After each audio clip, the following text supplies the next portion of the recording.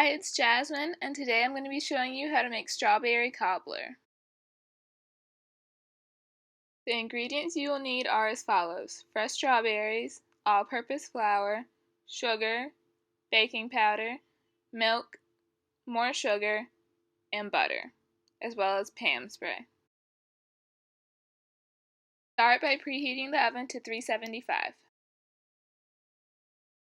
You will then proceed to slice up 2 pints of strawberries. I would slice them in half and then cut those halves into either 2 or 3 smaller pieces depending on the size of the strawberry. After cutting the strawberries, you should end up with approximately 3 cups. As you can see, this is 1 cup, but I poured them all into a bowl until I had about 3 cups.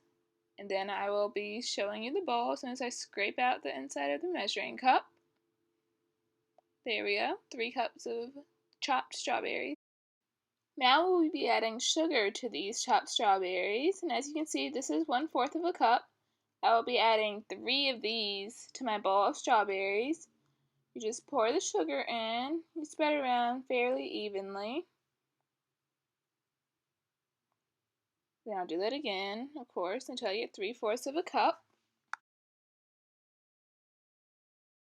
Once I pour all the sugar in, I will get a small spoon and mix it just to make sure all the strawberries are coated in the sugar. And it should end up looking something like this once it sits for a while.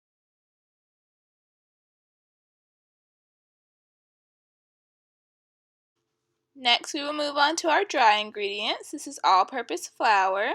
It's the same thing in the black container as it is in the bag that I showed briefly. I will be scooping out approximately 1 cup of the all-purpose flour and putting it in a separate bowl for the dry ingredients, so 2 half cups. And then I will add baking powder to the dry mixture as well. It should be approximately 1 teaspoon of baking powder.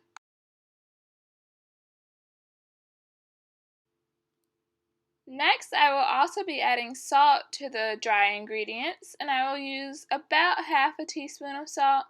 I may use a little less because I'm not a big fan of putting salt in things that are supposed to be sweet. I know it's probably kind of weird. After I add the salt, I will be adding more sugar. I will go back to the sugar, and this time it will be going to the dry ingredients.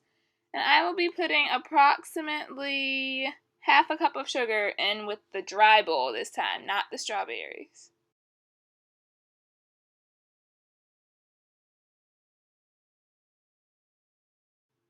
Sugar is my last dry ingredient, so after I add that, I will be using a standard whisk to mix together all of my dry ingredients, and I just whisk them until I feel like they're well blended. Finish whisking the ingredients together, it's time to measure out the liquid ingredients, which are milk, vanilla extract, and butter. The butter will be melted in the microwave, of course. To measure these out, I will be using the same Pyrex measuring cup. I measure out 1 cup of milk. I will then pour that 1 cup of milk into the bowl with my dry ingredients.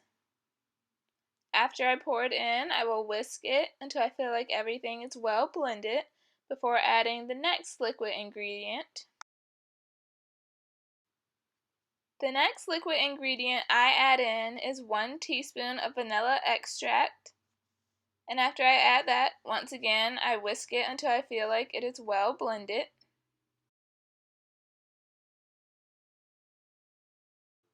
And last but not least, my final liquid ingredient is butter, which is clearly not liquid here, but once I microwave it, it becomes liquid, which should look something like this. I microwaved it for about 50 seconds. I will then add it to my batter and proceed to whisk it again and blend everything together. It may take a minute because it looks very liquidy right now, but it should end up looking something like this.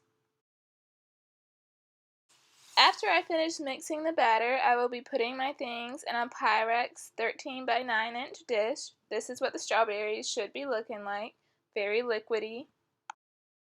I will be spraying my glass dish with Pam spray, just the original kind, and then I will pour in the batter, which may come out very slowly because it's very thick, but it will eventually spread out and begin to look smooth, like so.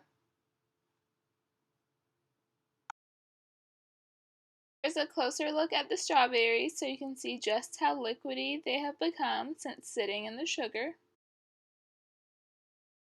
After the batter has settled, I will then begin to take the strawberries and spread them across the top of the batter, just in rows to cover all the batter. The liquidy stuff does not matter. It should also be added. And it also is important that you do not stir the batter and the strawberries together. They will just be baked in once we place our cobbler in the oven.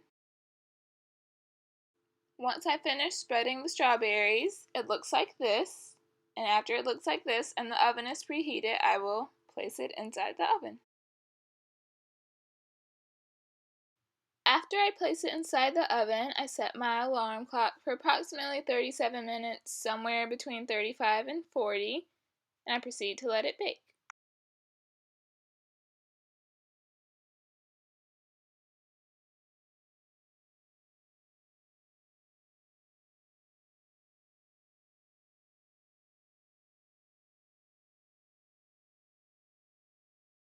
And here is your final product. Let it cool, and I hope you enjoy it. Don't forget to subscribe. Bye!